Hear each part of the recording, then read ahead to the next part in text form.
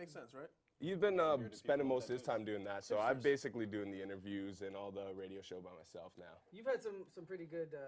Yeah, we've had some pretty awesome people on the show, man. Give us some names. Yeah, how do you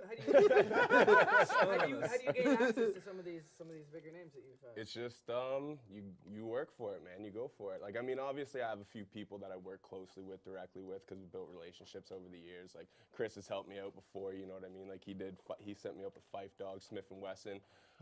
But like Chris as far as like with anything like that.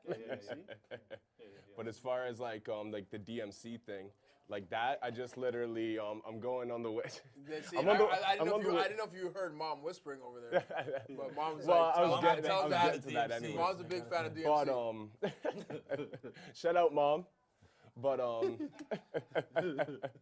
yeah, like the DMC thing, like that's one of those ones that I just kind of went for, you know what I mean? Like it's funny, me and my girl were on the way to the John Mayer concert, out of any concert, and I see a poster up on the, like, you know, the cardboards, whatever the fuck you call it, the wood things when they're building.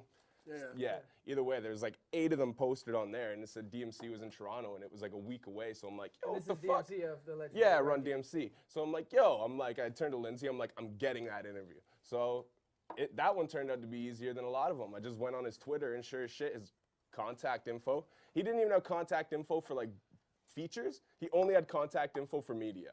And I'm like, dope. Yeah, he's nice guy. But know what? But a lot of time, like it's a lot of times like guys want money. You know what I mean? So they'll give you contacts to book them or do features, but they won't give you like info to get a hold of them to like for interviews and shit, right? So that was the only actual contact info I had. So I was like, yo, dope. So I shot an email off and got no response.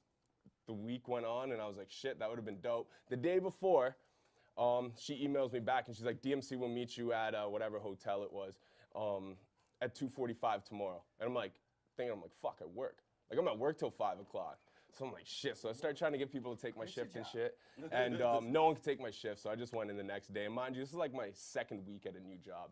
I go in the next day, I'm like, could I like leave early today? I'm like thinking I gotta come up with this big elaborate plot, like, to tell her the shit. It's a pretty good story. I mean, depending on who your boss is. And she literally, I was like, yo, you mind if I leave a little bit early today? She's like, yeah, that's cool. I'm like, all right, well, you want to know why? So I explained it to her, and she's like, oh, that's cool. And the universe kind of told oh yeah, she knew, yeah. But when I saw that post of you and DMC, I'm like, yo, damn.